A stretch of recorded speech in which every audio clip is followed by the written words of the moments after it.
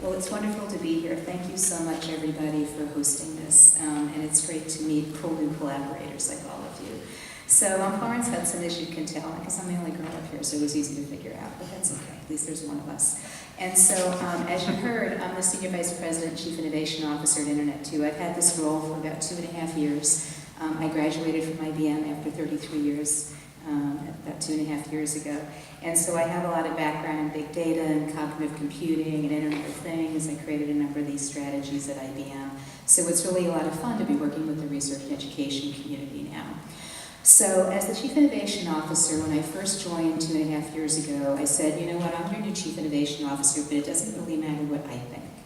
It matters what you think, the members of Internet2. We have 500 members of Internet2 organizations, 320 universities, about 80 industry members like Microsoft, which we work a lot with, IBM, Amazon, Cisco, and a number of others, as well as affiliates like NSF and NIH and things like that. And so we asked them, what are the top areas of open collaborative innovation you want to work on? Member survey, 8,800 humans. The top answer came back end-to-end trust and security. The next one was distributed big data and analytics. And that's very important as we look at the networking that we provide for the research and education community, because a lot of the traditional workloads are kind of big elephant flows, big data flows, like out of CERN for the Large Hadron Collider, big data dump. Then a tier 1 group of organizations gets it, crunch, crunch, crunch, sends it to tier 2, crunch, crunch, crunch. But now as you look at precision medicine, smart cities, it's distributed big data and analytics. The data is coming from all over the place. You have image data, Fitbit data, clinical research data, multiple languages. How do you put all this stuff together? And do we need to think about the network differently? Because Internet2 is in a category called NRENs, National Research and Education Networks. And if you look it up on Wikipedia, you'll find over 100 of them listed around the planet. And so we have a 100 gigabit network that works around the US, and then we connect and hold hands around the planet. We also provide trust and identity software so you can securely share the data. So as we looked at these areas of end-to-end trust and security, distributed big data analytics, and then the third area that came back on the survey was the Internet of Things, we looked at what are the use cases you want. We put 3 leaders in front of each of these working groups and then had use cases come in. And this evolved to a real public-private partnership opportunity, because if you listen, think again, okay, Internet2 is about 500 institutional members, 320 are academia, 80 are industry, government as well. Oh, it's perfect public-private partnership test bed, right? And so what we did is as we started looking at these different areas, is we created public-private partnerships. We weren't calling them that, because it sounds like you're expecting something different, but just let's collaborate together. So as you can see under end-to-end trust and security at the top, we have tips for IoT, and that's actually an idea that came out of a workshop, and we were talking about this last night, that was supported by IEEE, basically hosted by IEEE. NSF provided a travel grant for the academics that wanted to come. And then Internet2, we were kind of the instigator. And the idea was talk about end-to-end trust and security for IoT, and what's an open architecture that can support that. And it came out with this TIPS idea: trust, identity, privacy, protection, safety, and security.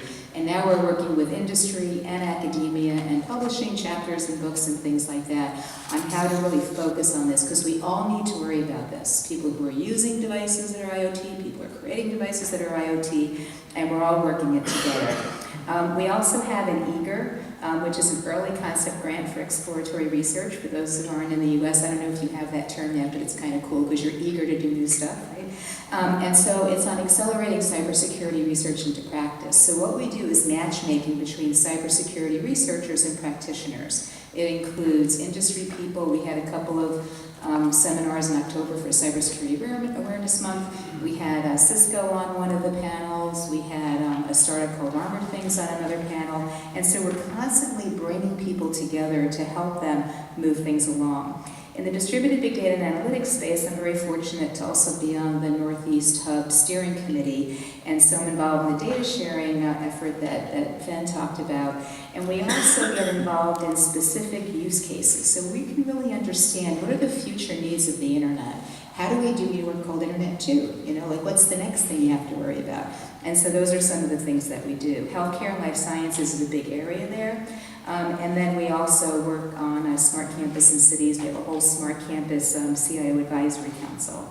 So these are areas where we actually do pull together from all the different communities. So what we did is, as these ideas came up, we said, well, let's create these working groups. And then we said, as you can see in the previous chart, it was like, oh my gosh, all this stuff overlaps. The IoT makes a lot of data, and you need end-to-end trust and security. Oh, look at that. And so what we did is create this collaborative innovation community. And now it has over 400 people, actually from around the planet. So the way we roll is that if you are a member of Internet 2 or a partner of Internet 2, which includes the National Research Education Networks around the world, you can participate. And even like HEANet would be the NRN of Ireland. They asked us, can you include Trinity College in Dublin? I'm like, but it's your family. You're one of the minority. They said, oh yeah, because we're all over this IoT stuff. So we collaborate with our partners and try to work together, but there's a lot more that we can do. So one of the things that we do every month, we have webinars for people who join our collaborative innovation community, and can you see the colors kind of? Yeah, a couple of the colors are similar. But we actually have academia, industry, and other groups that are members or partners present different areas around networking and IoT, end-to-end trust and security. And so this way we're bringing the new innovation ideas out to the membership. And then sometimes they get together offline or they learn about each other. And then these are some specific areas of what we're doing with public-private partnerships. So in the networking side, we're actually working with Cisco, who has this information-centric networking testbed. And then NDN is another testbed that's being led by academia, that's funded by NSF, which is name data networking. And these are new naming paradigms for networking where you put the information right on the front of the data packet. So it connects to big data because it's about the data. And the question is, can you enhance security, improve performance, reduce latency? So we can all work together in these different areas, and that's an example of public-private partnerships.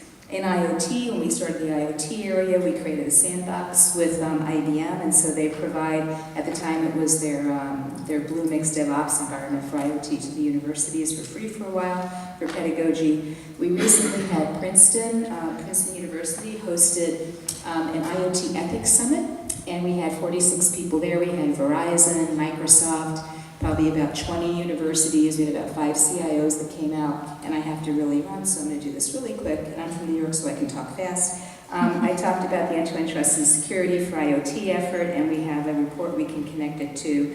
And then we worked with Microsoft to convene a smart campus, a campus connection summit. They had about 140 university CIO plus ones from all around the world to talk about what's needed there. And then actually I have to thank Renata because she introduced me to a startup that actually, we wrote our first Smart Campus case study about Georgia Tech for Smart Campus. And then we're continuing to further all these efforts. In healthcare and life sciences, that came up a lot today. Just on Friday at Supercomputing 17, I'm on the program committee for an effort called Computational Approaches for Cancer. So this is the network and trust and identity and security and everything coming together with data. So I'm really looking forward to finding ways that we can all collaborate, learn from each other, and do these integrated working groups that you all were talking about. Thank you.